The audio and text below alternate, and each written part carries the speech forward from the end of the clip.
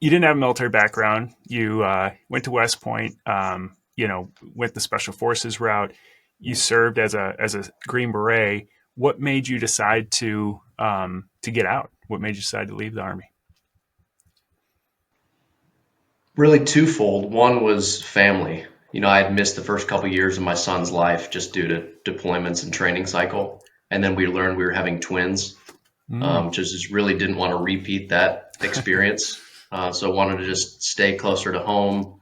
So really just more time with family. And that'll be like a common thread throughout, what I do even today. And then the second was I wanted to be an entrepreneur. I wanted to be a business owner. mm. I didn't know what or how, but I knew that, their friends and family around me had done it, and it was just a rewarding experience for them and their family. And so that seemed to be kind of the next progression for me. And so it was kind of like a push and a pull. The push was like, hey, you have a family, so you need to get out and take care of them. And then the pull was like, I aspired to kind of start something on my own, and build an organization that where I could create my own task and purpose, my own goals, create a vision for what I want to accomplish, what I think it has the most impact. And so that's what we're doing. Nice. Nice. And so, what year was that you left? And then, what were kind of the first steps that you took to lean into that entrepreneurial drive? That was 2017.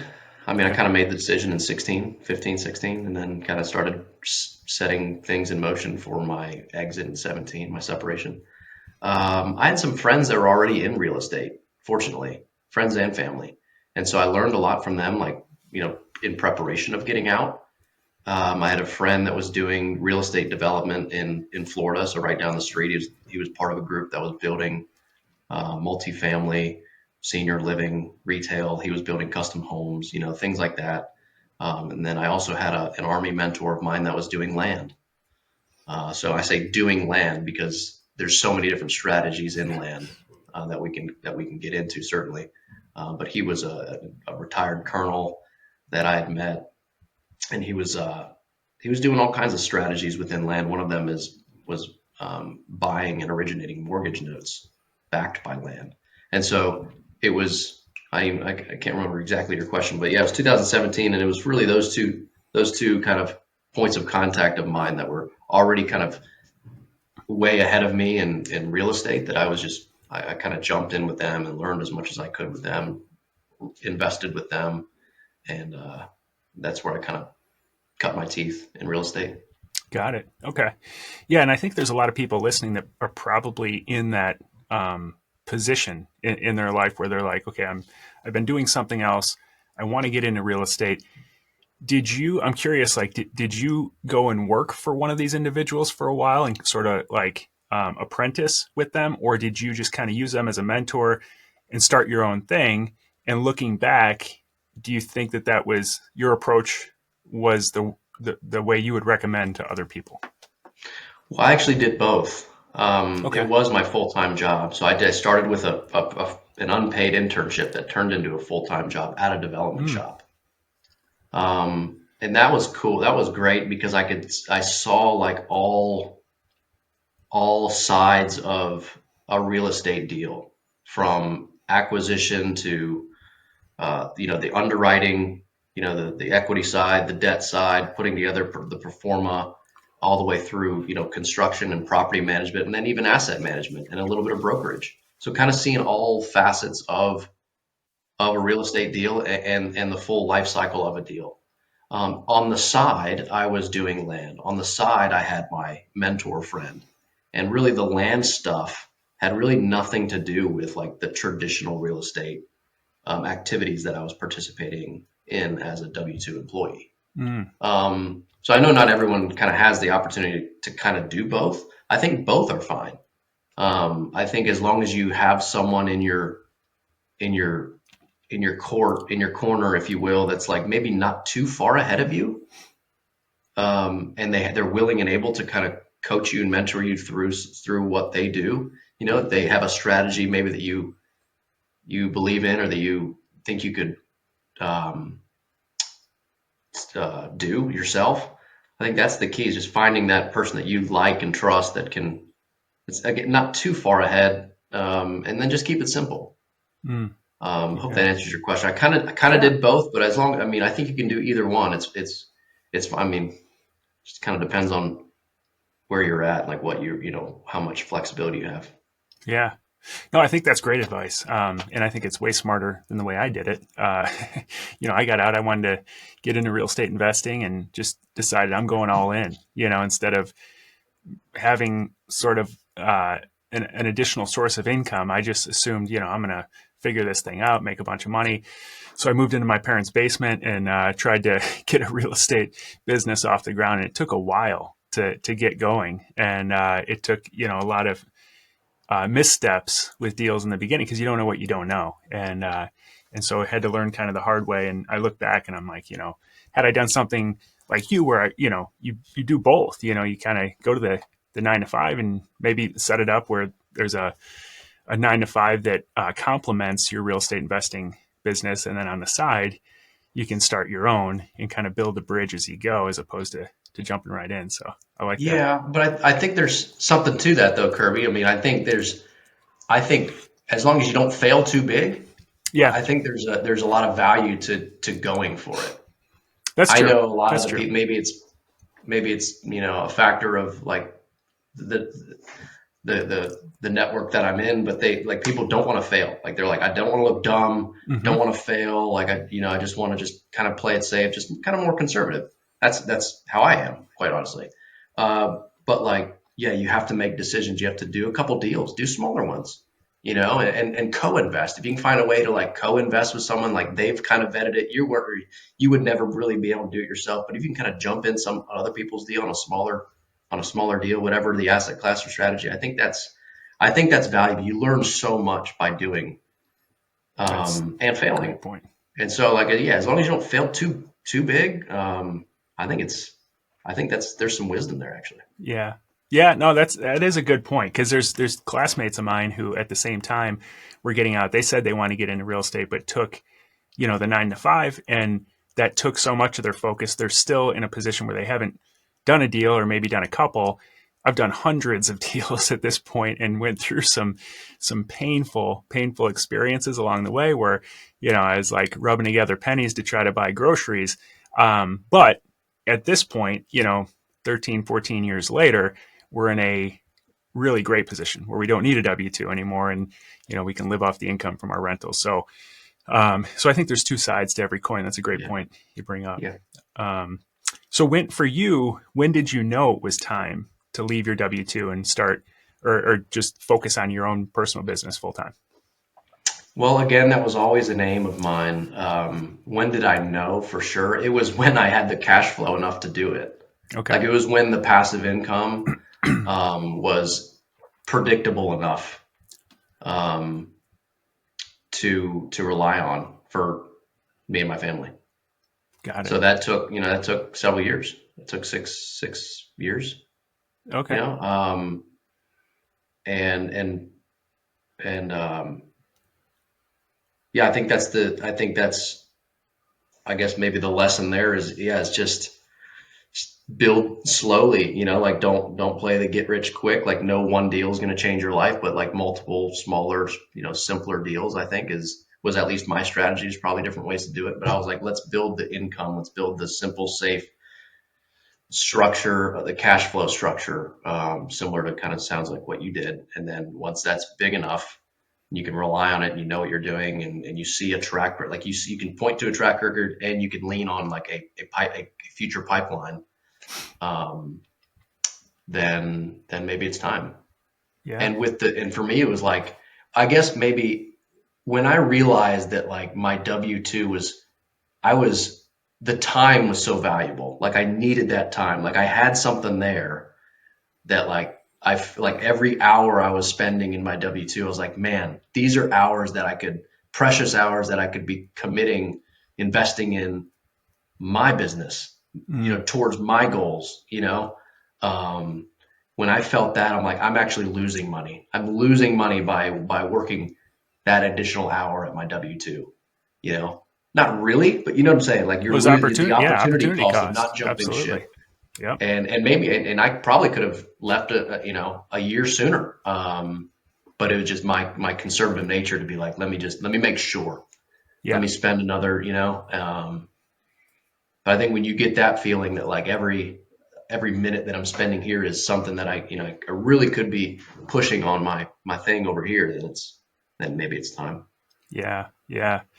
Yeah. And I've noticed that I think with most people that I've worked with over the years that have eventually left their full time job for real estate, it's I feel like they've waited too long in most cases. They're overly conservative, and I feel like a lot of people look at it as like I need to get to this point that they look at is like like the final destination. Like I need to get to $10,000 a month of net cash flow to leave my full time job because that's going to replace my income. But that's like a starting point. Like once you free up 40 plus hours a week, like you just said, like now all of a sudden you have so much more time to focus on your business.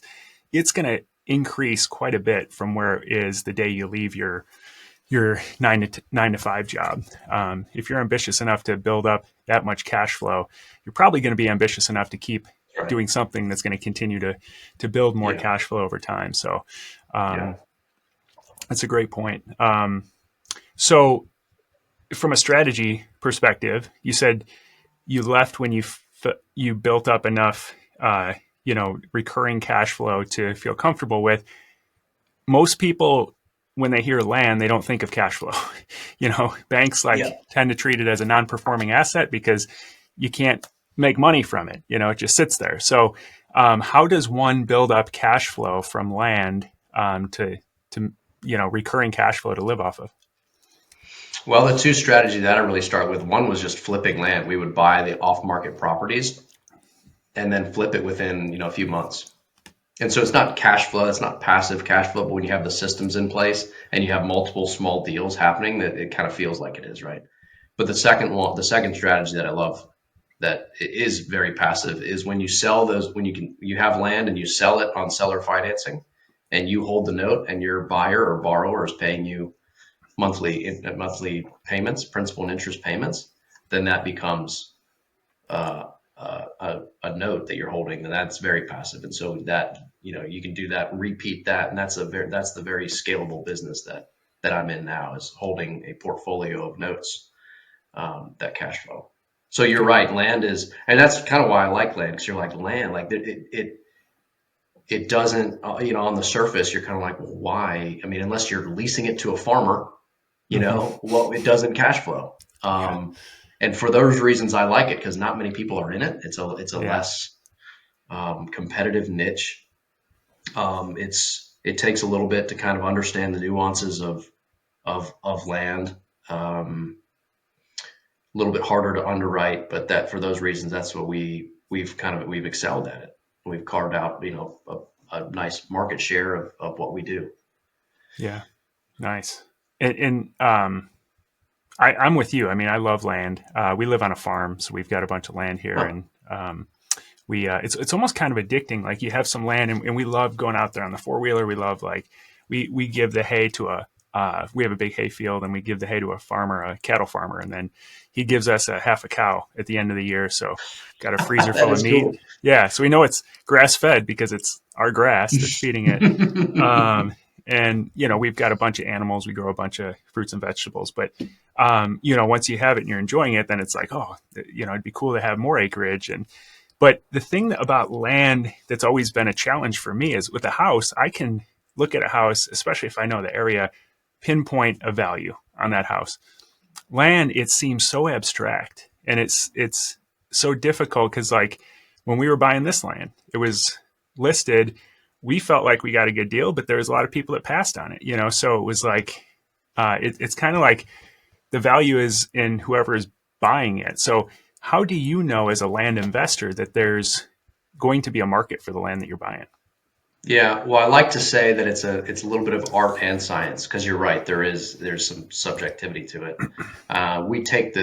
We start with the science part, and so we'll get a full competitive market analysis on this through land specific brokers. So the folks out there who like that's all they do, Mossy Oak, um, whitetail properties. Some of these guys like live and breathe land. They're Hmm. hunters, they're farmers, they're ranch guys. Like they know land, they love it.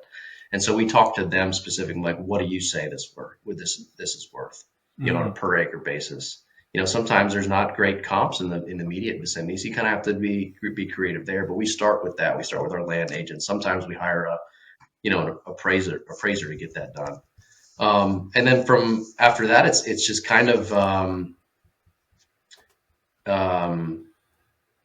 yeah, it's just comparing just the attributes of your land versus what has sold. Like you have to go down to, is this on a dirt road or paved road? What's the slope look like? What kind of water features are there?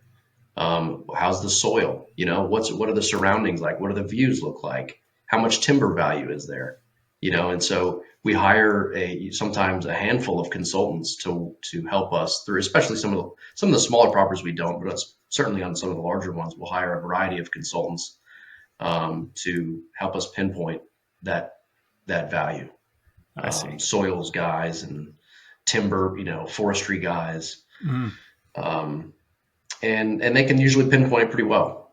And they tell me it's worth this. I'm like, okay, let me take off 20%. And if the deal works, you know what I mean? Like if they say this is worth 200, I'm like, okay, let's take off 40K. And does it work at that level, that at that value? Yes, then I'm in. Got it. Let's just Okay. assume that, and even after telling them to be conservative, I'll assume that they weren't, because most agents Yeah. aren't. Yeah. They'll try, hey, it's worth this. I'll sell it quickly and all these things. You get it. But so yeah, we'll be ultra conservative on value. Okay.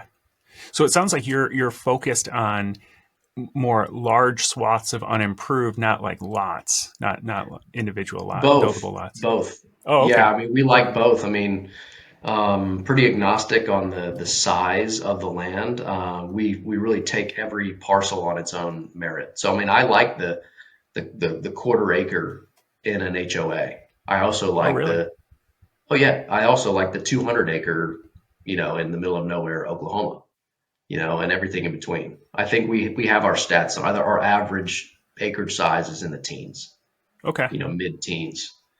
So yeah, I mean, generally it's maybe where like on the land that you live on, it's someone that wants to raise their family on, and have some elbow room. And we're Yeah. seeing so much more of a demand these days. I mean, we just bought a bunch of acreage, out in Middle Tennessee, just outside of the Nashville MSA.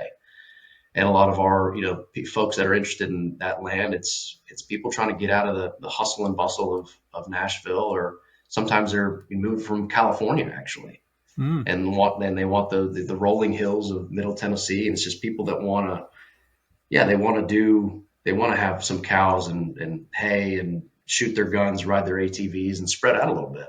Yeah. Um, and so it's a great niche, but it sounds like maybe for you too, it's a fun niche, because I too like enjoy, recreational land and kind of getting out there with my kids and our recreational activities. So I mean, it's kind of has something for everybody.